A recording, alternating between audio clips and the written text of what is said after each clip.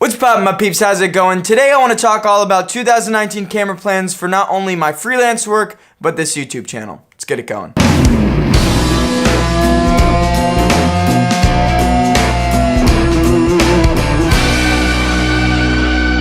Who doesn't love to talk about camera gear? If you're a filmmaker or a YouTuber, chances are you're just like me, you like to talk about camera gear. I currently shoot on the Sony a6300. It's a 3-year-old camera. And unless we're renting like a compact cinema camera like the C200 here or the FS7 or the FS5 for a client shoot, I'm gonna be using the a6300 for my freelance work, and I also use this camera for all my YouTube stuff. Like I said, it is a 3-year-old camera, so you're starting to see newer cameras come out with specs and codecs that aren't in this camera that I would love to have, but that's more geared towards my freelance stuff. Coming out of 2018 into 2019, I knew that I wanted to purchase a new camera, and I was kind of looking for a camera that could do everything. You know, I could use for vlogging and this YouTube channel, and then I could get some better specs and codecs to use for my freelance work, music videos, commercials, weddings, you know, all that stuff. So I was really wrestling with trying to figure out what's gonna be the best all-in-one camera for me.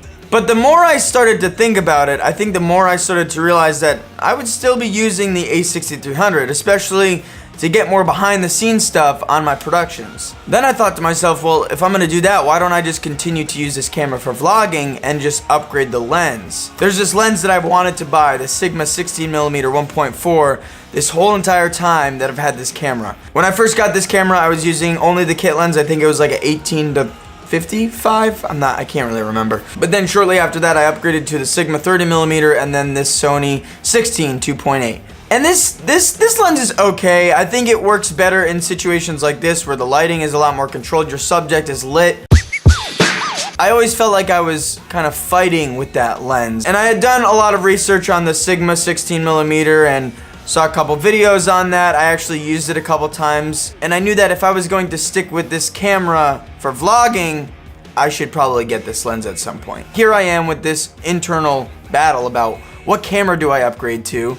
And if I'm not gonna upgrade the camera for the YouTube channel, do I buy that Sigma 16mm, or is the new camera that I'm going to buy, will I use that for vlogging as well? And along the way, I started to really think about it and kind of separate the two. More specifically, vlogging rather than just a YouTube channel, because these videos are a little bit different in my opinion. So as of this point, I've made up my mind that, okay, I'm still gonna use this camera, I'm gonna upgrade the lens, and then I'll buy a separate camera, and that will mostly be used for client production and stuff like that, but I will have the ability to use that in the studio, and maybe I can have some quick release plates set up so that everything is super ergonomic and efficient for my workflow, not only for freelance work, but for this YouTube channel when I film videos in this office. Alright, so decision is made. I'm gonna upgrade the camera. I'm still gonna use the a6300, but I gotta upgrade the lens.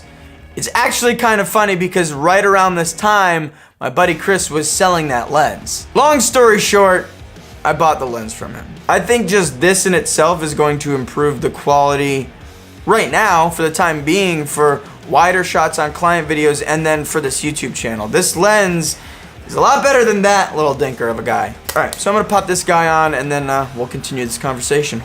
Boom! How's it look? Does it look any different? Might not, just because of the whole lighting setup. You might not see that drastic of a change. However, I myself was messing around with it yesterday, and already right off the bat, I noticed a complete drastic change. The focus distance on this thing is a lot shorter, so I can actually get closer to things and blur out that background, especially because it's a 1.4. This is a 2.8, so it's just like, this is a better lens. So now that I've made that decision as far as what I'm gonna do with cameras this year, it's been hard for me to figure out exactly what camera I'm going to purchase. I would like to stay in the Sony family. I would like to stay with Sony for whatever camera I purchase this year. I kind of am at an understanding that I'm potentially going to be upgrading to a full frame. If I go mirrorless, there is a chance that I could get a compact cinema camera, but the caveat to that is if I buy a compact cinema camera, then I'm not going to have as much money to invest in other things like lighting and grip gear and rigs and all this other stuff.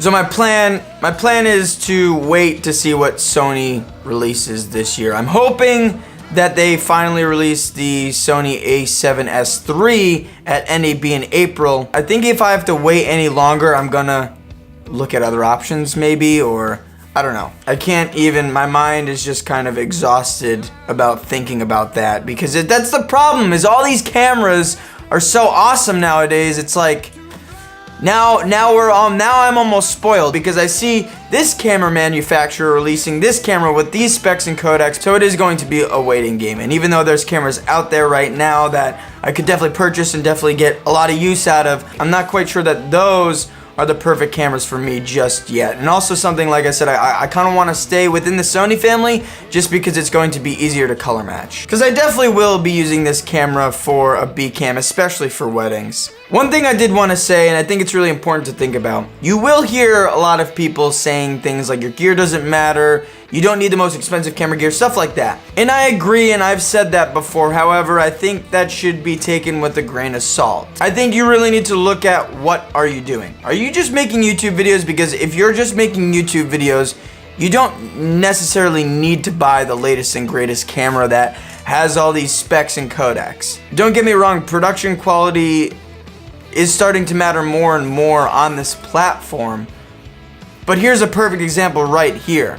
I'm shooting on a camera that is less than $1,000. Yes, with the lens it brings up the price and all these lights and stands and all this stuff. It adds a lot of value to it, but I'm able to buy these things over time. More goes into it than just your camera body itself. The most important thing is probably lighting, if I'm being completely honest. Like, you could have an amazing camera, but garbage lighting, and your image isn't gonna look great. You gotta think about audio, no matter what. No matter what camera you're shooting on, you should always take audio into consideration.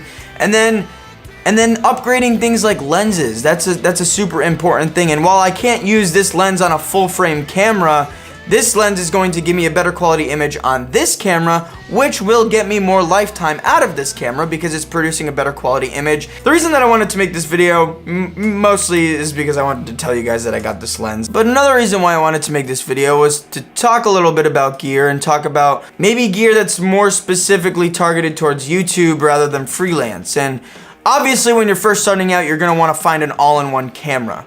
But as you grow and purchase more gear, it might be beneficial to upgrade a camera specifically for freelance, but continue using the rig that you're using for YouTube. But at the end of the day, no matter what you're doing, I think it's important to think about more than just your camera, because upgrading your camera isn't necessarily always going to improve your image. I gotta get that thumbnail, you know? So maybe if I'm like, or one of these, maybe one of these. Maybe like a, gotta get that thumbnail, you know? We're talking about camera gear 2019 plans, and take advantage of the situation that I have this C200, you know, clickbait, right? Alright everybody, thank you so much for watching. If you like this video, hit that like button, leave a comment down below, smash that keyboard, subscribe if you aren't already, ring that bell, and stay hungry. Peace!